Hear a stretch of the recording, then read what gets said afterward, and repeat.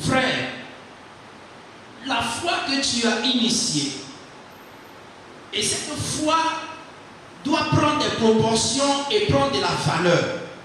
Et la valeur de la foi te conduira à produire des résultats de valeur. Alléluia.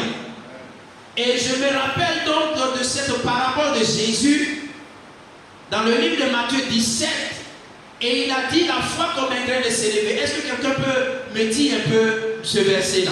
Il dit si vous avez la foi petite comme un grain de sénévé. Non. Lorsque le Seigneur donnait donc la parabole du grain de sénévé par rapport à la foi, il ne faisait pas référence à la taille du grain. Est-ce que vous savez ça? Il ne faisait pas référence à la taille du grain. Parce que déjà dans le chapitre 13, il a déjà développé le principe du grain de sénévé par rapport au royaume de Dieu. Donc il ne se redit plus. Il va à l'essentiel et il dit, si vous avez la foi comme le grain de sénévé, vous direz à cette montagne, déplace-toi et jette-toi dans la mer et il en sera ainsi. Amen. Frère, la foi qui est toute petite comme le grain de sénévé ne déplace pas la montagne. Dis Amen.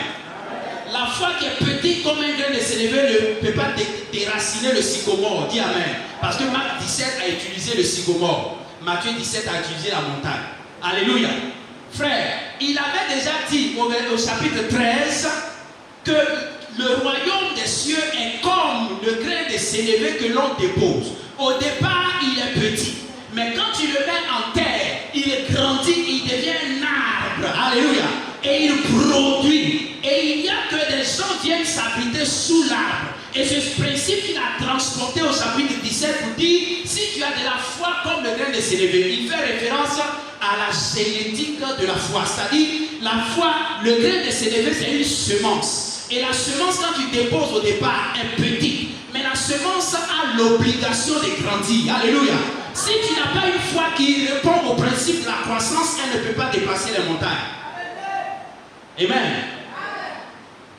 Quand tu as une foi qui ne répond pas au principe de croissance, ça ne veut pas déplacer les montagnes. Alléluia. Donc si c'est petit, ça ne déplacera pas. Tu vas dire, mais rien n'arrivera.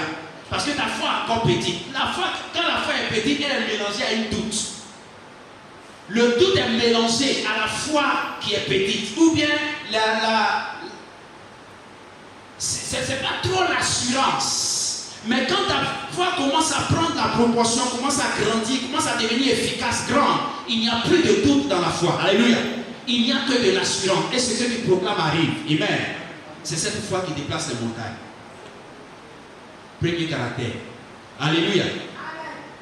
L'autre chose, c'est que la foi est quelque chose que si tu n'exerces pas, elle ne marchera pas. Alléluia. Si tu n'exerces pas la foi, elle ne marchera pas. Est-ce que tu sais? Il ne s'agit pas de te dire que je l'ai sans l'exercer. Tu l'as sans l'exercer, elle ne marchera pas. Elle commence à marcher à partir du moment où tu commences à mettre en application ta foi. Et ta foi est mise en application lorsque tu fais face à des défis. Alléluia. Je vais te dire une chose aussi. C'est que le Seigneur Jésus, quand il est monté au ciel, il a transmis à tout croyant né de nouveau son nom, son pouvoir et son autorité. Jésus t'a transmis son nom, son pouvoir et son autorité. Alléluia. Et c'est ce qui a accompli la prophétie de Joël 2,28 et qu'il a dit que dans les derniers temps, je répandrai de mon esprit sur toute chair. Il a parlé des fils, il a parlé des jeunes gens, il a parlé des vieillards. C'est-à-dire que sur toute catégorie de personnes, il aura une part, sinon entièrement mon esprit pour accomplir quelque chose. Alléluia. Donc quand il est monté, il a répandu son esprit sur toi en te donnant son nom, son pouvoir et son autorité. Et donc à partir de là, tu es capable de produire avec son nom ce que tes pensées sont capables d'accepter. Amen. Amen. Et tu dois savoir, ce qui doit fortifier encore ta foi, c'est que lorsque un serment est fait par un roi, quelle que soit sa taille, quelle que soit sa beauté, le serment qui est donné et doit s'exécuter. Et Dieu, qui est le roi, que tu appelles mon roi, mon Seigneur, les promesses de Dieu ne sont pas des paroles simples, ce sont des serments libérés pour quiconque l'acceptera. Amen. Et donc ces serments-là, quel que soit, même si tu penses que c'est trop fort, ça va s'exécuter. Même si tu penses que c'est trop grand pour toi, ça va s'exécuter. Alléluia. Et ta foi doit être fortifiée à cause de cela. Lorsque cet homme a fait le serment à la fille de son épouse Hérodias, pour dire qu'est-ce que tu veux, tout ce que tu veux, je vais te donner à cause de son serment. Le retour qui est revenu, ça n'a pas plu, il est obligé de l'exécuter. Si c'était un homme vulgaire, il va dire non, change ça. Mais par sa capacité de roi, il n'a pas la possibilité de changer ce qu'il a signé. Alléluia. Donc quand Dieu fait une promesse, c'est aussi un serment qui te donne. Et tu dois veiller à ce que ce serment s'exécute par la capacité de ta foi. Amen. Donc la foi, c'est ce qui va te livrer les promesses de Dieu du spirituel au physique. Dis amen. Nous avons souligné quelque chose d'important. La seule différence entre la foi et la folie, c'est que la folie s'attache à l'âme, la foi s'attache à l'esprit. Alléluia. La folie vient s'attacher à la raison qui est une fonction de l'âme. Mais la foi vient s'attacher à la communion qui est une fonction de l'esprit. Alléluia. Et si tu penses que être fou, c'est différent d'avoir la foi, non, tu es en train de faire erreur. Être fou, c'est avoir la foi. La foi dans l'esprit, c'est comme la folie. C'est-à-dire que tu fais des choses qui dépassent la raison. Alléluia.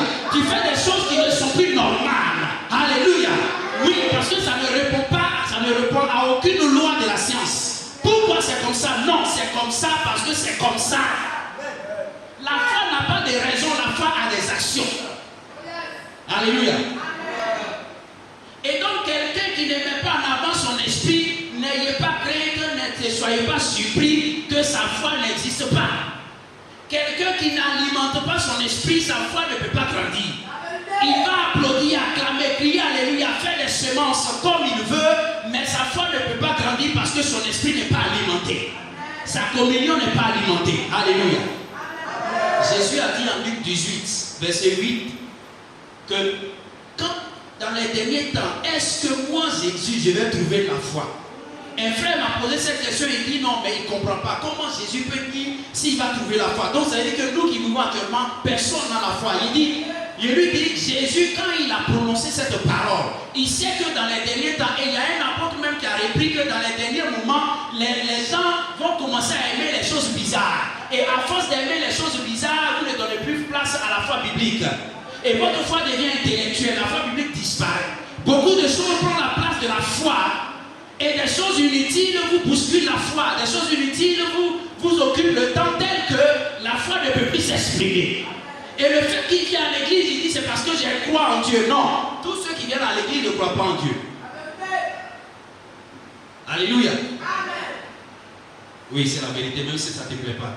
La raison pour laquelle les résultats ne sont plus probables, ne sont plus nombreux dans l'église, ce n'est pas parce qu'un berger est ceci ou est cela, mais c'est parce que l'église elle-même est devenue bizarre.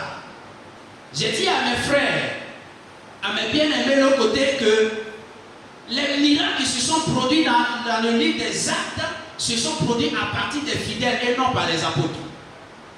Et vous lirez quelque part que Jésus, arrivé chez lui-même, n'a pas fait assez de miracles. Et la Bible dit c'est à cause de quoi? À cause de quoi? À cause de la dureté de leur cœur. Et il a trouvé des malades pour qui il a dit reçois la guérison, il n'est pas guéri. Il a trouvé des gens à qui il a prononcé des paroles, sur qui il a prononcé des paroles et ça ne s'est pas réalisé.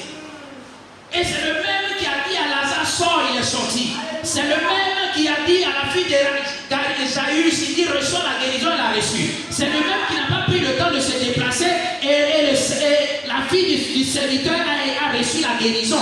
Mais il est arrivé chez lui, il a prononcé la même parole, mais cette personne n'est pas guérie à cause de la dureté de son cœur. Alléluia. Tous les miracles qui ont été réalisés par Jésus, ne le surprenez pas, mais il a toujours expliqué à celui qui est guéri que c'est toi-même ta foi qui t'a guéri. Ce n'est pas moi. Alléluia. excuse-moi de te le dire, mais si tu as une foi qui est au niveau de l'apprentissage, elle ne peut pas produire les résultats de haut niveau. Amen. Tu dois commencer à exercer ta foi dès maintenant. Pour que les résultats, les récompenses que tu penses puissent se réaliser. Et c'est encore possible. Amen. Et ce que tu dois savoir malheureusement pour toi, c'est que la foi ne se donne pas. Jude 3, il y a un seul chapitre dans ce livre, le verset 3 dit, tu dois combattre pour la foi. Alléluia. On ne donne pas. Tu combats pour la foi. Alléluia. Tu dois combattre, faire des efforts sur toi-même, travailler pour élever le niveau de ta foi. C'est de ça qu'il s'agit malheureusement pour toi.